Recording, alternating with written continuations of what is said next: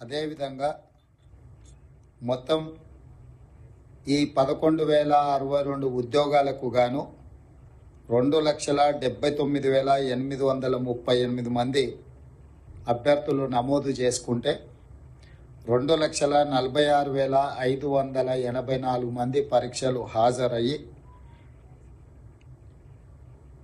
33 జిల్లాలలో 54 సెంటర్లలో స్కూల్ అసిస్టెంట్లు, సెకండరీ గ్రేడ్ టీచర్లు, లాంగ్వేజ్ పండిట్లు, ఫిజికల్ ఎడ్యుకేషన్ టీచర్లు, ప్రాథమిక మరియు ఉన్నత స్థాయిలో స్పెషల్ ఎడ్యుకేషన్ టీచర్లు, ఈ అన్ని పోస్టులకు పరీక్షలు నిర్వహించడం జరిగింది.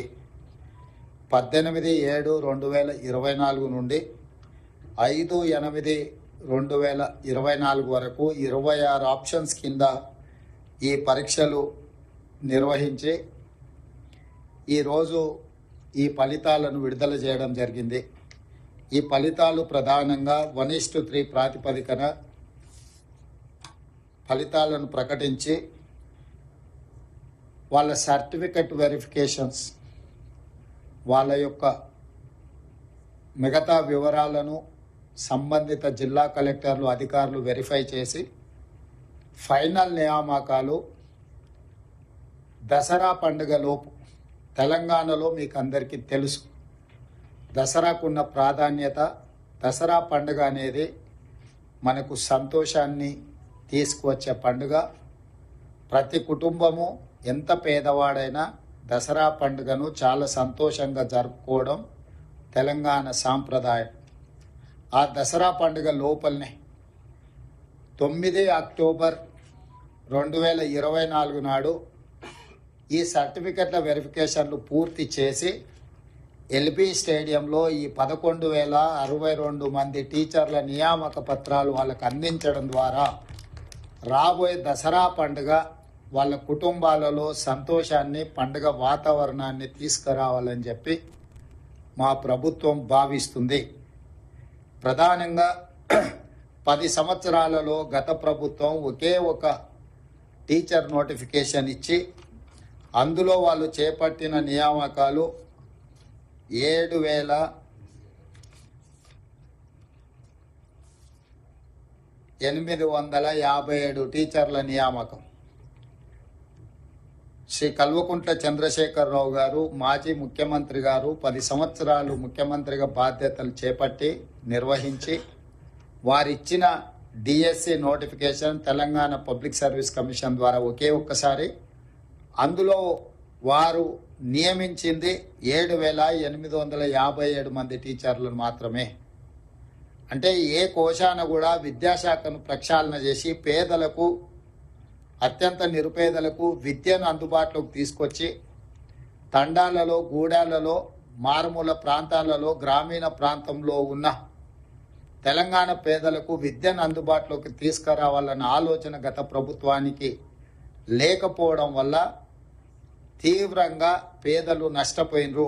అందుకే మా ప్రభుత్వం అధికారంలోకి వచ్చిన ఎంబడే ఫిబ్రవరిలో నోటిఫికేషన్ ఇచ్చి, గతంలో తక్కువ నోటిఫికేషన్ ఇస్తే కూడా వాటన్నిటిని పెంచి పెద్ద ఎత్తున ఉద్యోగ నియామకాలను చేపట్టాలి. ముఖ్యంగా విద్యాశాఖలో చేపట్టడం ద్వారా విద్య మీద రాష్ట్ర ప్రభుత్వం పెడుతున్న పెట్టుబడి ఖర్చు కాదు, ఇది ఒక పెట్టుబడి, భవిష్యత్తు నిర్మాణానికి ప్రయోజనకారిగా మారుతుంది. తెలంగాణ రాష్ట్ర పునర్నిర్మాణంలో తెలంగాణ ప్రజల్ని భాగస్వాములు చేయాలన్న ఆలోచనతోటి ఈ నోటిఫికేషన్ ఇచ్చి అతి తక్కువ సమయంలో పరీక్షల నిర్వహణ నుంచి పరీక్షల ఫలితాలు ఇవ్వడానికి 55 రోజులు మాత్రమే తీసుకున్నాము. ఈ 55 రోజుల తర్వాత నియామకాలకు ఇంకొక 10 రోజులు తీసుకుంటున్నాము. మొత్తంగా 10 నెలల లోపలనే మా ప్రభుత్వం వచ్చిన తర్వాత 65 రోజుల్లో 11,062 టీచర్ల నియామకాలను చేపట్టడానికి మా ప్రభుత్వము పూర్తిగా కృషి చేసింది. ఇది తెలంగాణ నిరుపేదల పట్ల మాకున్న చిత్తశుద్ధి. కాబట్టి ఈరోజు ఈ పరీక్షల నిర్వహణ, ఈ పరీక్షల ఫలితాల వల్ల గ్రామీణ ప్రాంతాలలో విద్యకు దూరం అవుతున్న వాళ్ళందరినీ విద్య అందించడం ద్వారా వాళ్ళని ప్రయోజకులుగా మార్చాలన్న ఆలోచనతోటి ఈరోజు ఈ కార్యక్రమాన్ని తీసుకోవడం జరిగింది. నేను మళ్ళీ ఒకసారి చెప్తున్నాను, ప్రజాపాలన ఇందిరమ్మ రాజ్యం వచ్చిన తర్వాత టీచర్ల నియామకాలకు అత్యంత ప్రాధాన్యతనిచ్చి 10 నెలలు తిరిగే లోపలనే 11,062 మంది టీచర్లను నియమించడం ద్వారా తెలంగాణ పేద ప్రజలకు విద్యను అందుబాటులోకి తీసుకురావాలన్న మా ఆలోచన, మా కృషి, మా అధికారులు చేసిన నిరంతర శ్రమ ఈ సందర్భంగా మనం గుర్తించి అభినందించాలి. అదేవిధంగా మీకందరికీ తెలుసు, తెలంగాణ రాష్ట్ర ప్రభుత్వం ఏర్పడిన మొదటి 90 రోజుల్లోనే 30,000 ప్రభుత్వ ఉద్యోగ నియామకాలు, ఎక్కడైతే కాంగ్రెస్ పార్టీ అధికార ప్రమాణ స్వీకారం చేసిన ఎల్పీ స్టేడియంలోనే వివిధ శాఖలలో 30,000 ఉద్యోగ నియామకాల పత్రాలు అందించడం ద్వారా నిరుద్యోగ సమస్య తీవ్రమైన సమస్య. తెలంగాణ ఉద్యమానికి ప్రధాన ఇంధనంగా పనిచేసిన నిరుద్యోగ యువకులకు ఉద్యోగ అవకాశాలు ఇవ్వడం ద్వారా, ఉద్యోగ నియామక పత్రాలు అందించడం ద్వారా ఈ ప్రభుత్వం నిరుద్యోగ యువకులకు అండగా నిలబడి గ్రామీణ ప్రాంతాల పేదల కుటుంబాలను ఆదుకోవాలన్న ఆలోచనతో ముందుకు వచ్చినాము. ఇదే కాకుండా డిఎస్సి నోటిఫికేషన్, టెట్ లేకపోవడం వల్ల కొంతమందికి అవకాశాలు రావట్లేదంటే టెట్ పరీక్షలు నిర్వహించిన తర్వాతనే డిఎస్ నోటిఫికేషన్ ఇచ్చి వాళ్ళకు కూడా అవకాశాలు కల్పించడం జరిగింది. ఇదే కాకుండా గ్రూప్ 1, గ్రూప్ 2, గ్రూప్ 3కి సంబంధించిన పరీక్షల్ని తెలంగాణ పబ్లిక్ సర్వీస్ కమిషన్ ఒక అంగడి సరుకుగా మారితే దాన్ని కంప్లీట్గా ప్రక్షాళన చేసి నూతనంగా Telangana public service commission chairman మెంబర్స్ను కూడా నిపుణులను, అందులో అనుభవం కలిగిన వాళ్ళని నియమించడం ద్వారా ఎలాంటి ఆరోపణ లేకుండా పారదర్శకంగా పరీక్షలు నిర్వహించి ముందుకెళ్తున్నాము. తొందరలోనే గ్రూప్ 1 ఫలితాలను కూడా ప్రకటించి వందలాది మంది తెలంగాణ పట్టభద్రులను గ్రూప్ 1 అధికారులుగా నియమించడం ద్వారా తెలంగాణ పునర్నిర్మాణంలో వాళ్ళను కూడా భాగస్వాములు చేయాలనుకుంటున్నాము. ఈ ప్రభుత్వము దాదాపుగా మొదటి సంవత్సరంలోనే 60 నుంచి 65 వేల ఉద్యోగ నియామకాలకు ప్రణాళిక సిద్ధం చేసి వివిధ శాఖలలో, అది సింగరేణి కావచ్చు, ఆర్టీసీ కావచ్చు, విద్యాశాఖ కావచ్చు, పోలీస్ శాఖ కావచ్చు, రెవెన్యూ శాఖ కావచ్చు, ఇతర ప్రభుత్వంలో ఉండే కీలకమైన ప్రతి శాఖలో ఉన్న ఖాళీలను భర్తీ చేస్తూ నిరుద్యోగ సమస్యను పరిష్కరించి గతంలో పేరుకుపోయిన చెత్తనంతా కూడా ప్రక్షాళన చేసుకుంటూ పరిపాలన అందించే ప్రయత్నం చేస్తున్నాము. ఏది ఏమైనా ఇందులో ఈ ఎగ్జామ్స్లో పాస్ అయిన వాళ్ళకి మనస్ఫూర్తిగా నేను అభినందనలు తెలియజేస్తున్నా. భవిష్యత్ తరాల యొక్క బాధ్యత మీ మీద ఉన్నది. టీచర్ ఉద్యోగం అనేది ఉద్యోగం కాదు, ఇది భావోద్వేగము. నీళ్లు, నిధులు, నియామకాలలో ఈ నీళ్లు కూడా మనకు ఒక భావోద్వేగము, విద్య కూడా ఇంకొక భావోద్వేగము తెలంగాణకు.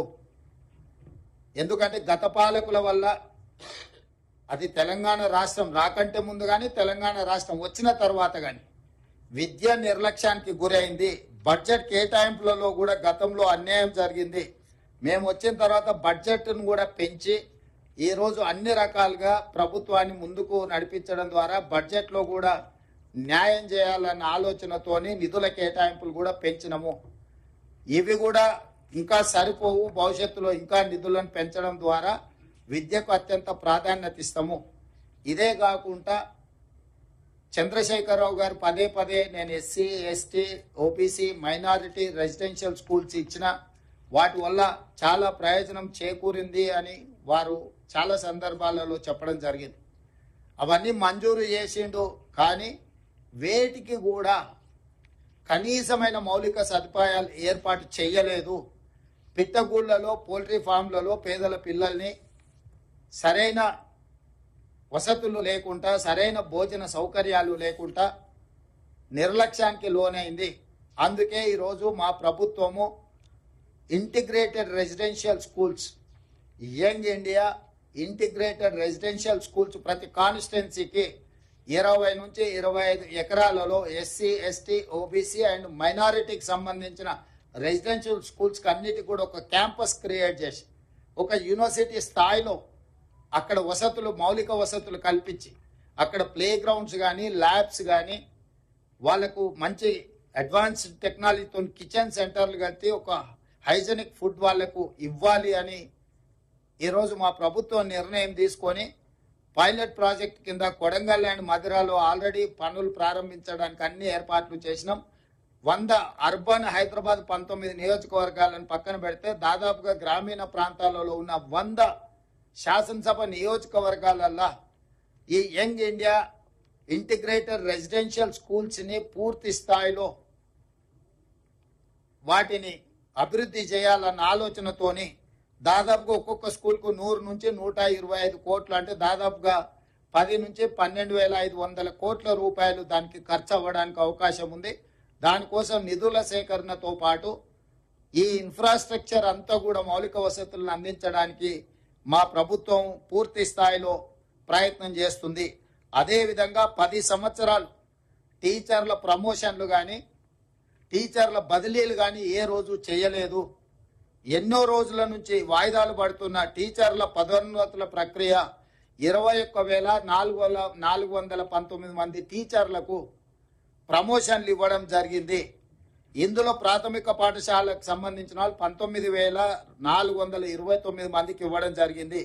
వివిధ స్కూళ్లలో ఉండే టీచర్లకు, భాషా పండిట్లకు, ఫిజికల్ డైరెక్టర్లకి గురుకుల పాఠశాలల్లో ప్రమోషన్లు బదిలీలు లేకపోవడం వల్ల ఒక తీవ్రమైన నిరాశకు లోనైన ఈ టీచర్లందరికీ బదిలీలు, ప్రమోషన్లని ఎలాంటి వివాదాలకు తావు లేకుండా మా ప్రభుత్వం నిర్వహించింది.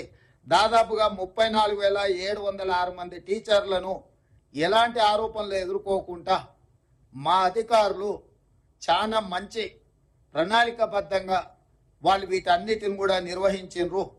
సో ఈ ప్రభుత్వానికి 26,000 ప్రభుత్వ పాఠశాలలలో మౌలిక వసతులు చాలా వరకు తక్కువ ఉన్నాయి. నిన్న మొన్న కొన్ని టీవీలలో కొన్ని రాజకీయ పార్టీల సొంత మీడియాలో పిల్లలకు బాత్రూములు లేరు, బారులు తీరిండ్రు, దీనికి రాష్ట్ర ప్రభుత్వం ఏం చేస్తుందని ఫోటోలు వేస్తుంది. నేను ఆ రాజకీయ పార్టీలకు, ఆ మీడియా మిత్రులకు అడుగుతున్నా, ఈ పాఠశాలలు ఏమైనా కొత్తగా పెట్టిన